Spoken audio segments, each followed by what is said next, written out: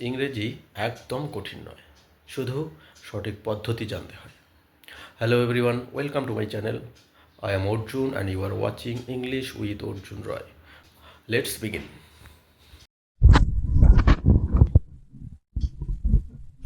আজকে আমরা past tense অর্থাৎ অতীতকাল নিয়ে আলোচনা করব।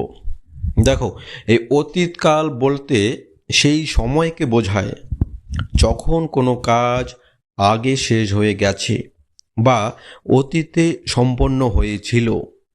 সহজ কথায়, অতীতে কোনো কাজ বা ঘটনা ঘটে থাকলে সেটা প্রকাশ করার জন্য আমরা পাস্ট টেন্স বা অতীতকাল ব্যবহার করি। প্রেজেন্ট টেন্সের মতোই পাস্ট টেন্সকেও 4 ভাগে ভাগ করা যায়। নাম্বার 1, পাস্ট ইনডিফিনিট বা সিম্পল পাস্ট টেন্স, যার অর্থ সাধারণ অতীতকাল। অতীতে কোনো কাজ সাধারণভাবে হয়েছিল বোঝালে আমরা পাস্ট ইনডিফিনিট টেন্স ব্যবহার করে থাকি। চলো দুটো উদাহরণ দেখে নেব। নাম্বার 1, আই প্লেড ফুটবল, আমি ফুটবল খেলেছিলাম। Number 2, I went to London, আমি লন্ডনে গিয়েছিলাম। এই পাস্ট ইনডিফিনিট বা সিম্পল পাস্টের স্ট্রাকচার বা গঠন কীরকম হবে? দেখো, প্রথমেই সাবজেক্ট প্লাস ভার্বের পাস্ট ফর্ম প্লাস অবজেক্ট, এভাবেই আমাদের পাস্ট ইনডিফিনিট টেন্স গঠন করতে হবে। এবারে নাম্বার 2, পাস্ট কন্টিনিউয়াস টেন্স বা ঘটমান অতীতকাল। এই ঘটমান অতীতকাল কি? দেখো, অতীতকালে কোনো কাজ বা ঘটনা কিছু সময় ধরে চলছিল বোঝালে আমরা পাস্ট কন্টিনিউয়াস টেন্স ব্যবহার করি। চলো দুটো উদাহরণ দেখে নেব। Number 1, he was reading a story book, সে একটি গল্পের বই পড়ছিল। Number 2, they were playing football, তারা ফুটবল খেলছিল। এই পাস্ট কন্টিনিউয়াস টেন্সের স্ট্রাকচার কি হবে? দেখো, প্রথমেই সাবজেক্ট প্লাস ওয়াজ অথবা ওয়ার প্লাস ভার্বের সঙ্গে আইএনজি প্লাস অবজেক্ট। এবারে চলো number 3, that is past perfect tense, যার অর্থ হচ্ছে পুরা ঘটিত অতীতকাল। এই পুরা ঘটিত অতীতকাল কি?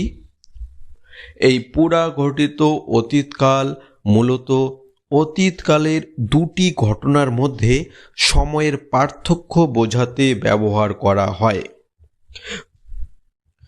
অতীতকালে দুটো কাজ সম্পন্ন হয়ে থাকলে যে কাজটি আগে ঘটেছিল সেটি পাস্ট পারফেক্ট টেন্স এবং যে কাজটি বা ঘটনাটি পরে হয়েছিল বা ঘটেছিল তা সিম্পল পাস্ট বা পাস্ট ইনডিফিনিট টেন্স। চলো দুটো উদাহরণ দেখব। Number 1, the patient had died before the doctor came, doctor আসার আগে রোগীটি মারা গিয়েছিল। Number 2, the train had left before we reached the station, আমরা স্টেশনে পৌঁছানোর আগেই ট্রেনটি ছেড়ে দিয়েছিল। এই পাস্ট পারফেক্ট টেন্সের স্ট্রাকচার বা গঠন কীরকম হবে? দেখো, প্রথমেই সাবজেক্ট প্লাস হ্যাড প্লাস ভার্বের থার্ড ফর্ম বা past participle form plus object বা আদার্স, এভাবে আমাদের পাস্ট পারফেক্ট টেন্স গঠন করতে হবে। একটা সহজ টিপস, দেখো, পাস্ট পারফেক্ট টেন্স সবসময় একা বসে না, ব্যতিক্রম ছাড়া।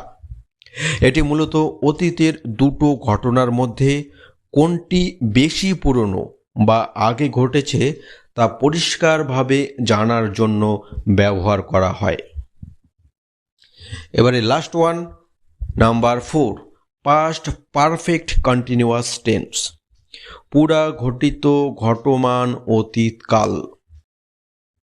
পুরা ঘটিত ঘটমান অতীতকাল বলতে বোঝায় অতীতের কোনো কাজ অন্য একটি কাজ শুরু হওয়ার আগে পর্যন্ত দীর্ঘ সময় ধরে চলছিল। সহজ কথায়, অতীতে কোনো কাজ শুরু হয়ে বেশ কিছুক্ষণ চলছিল এবং অতীতেই শেষ হয়ে গিয়েছিল, এরকম বোঝালে আমরা এই টেন্স ব্যবহার করি। এখানে সাধারণত সময়ের উল্লেখ থাকে, যেমন 2 ঘন্টা ধরে, সকাল থেকে ইত্যাদি।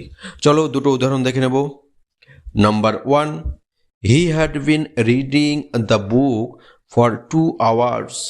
সে 2 ঘন্টা ধরে বইটি পড়ছিল। Number 2, it had been raining since morning. সকাল থেকে বৃষ্টি হচ্ছিল। চলো তাহলে এবারে আমরা স্ট্রাকচার বা গঠনটা দেখে নেব। দেখো, subject plus had been plus main ভার্বের সঙ্গে আইএনজি প্লাস অবজেক্ট বা এক্সটেনশন, এভাবে আমাদের ফার্স্ট পারফেক্ট কন্টিনিউয়াস টেন্স গঠন করতে হবে। একটা সহজ টিপস,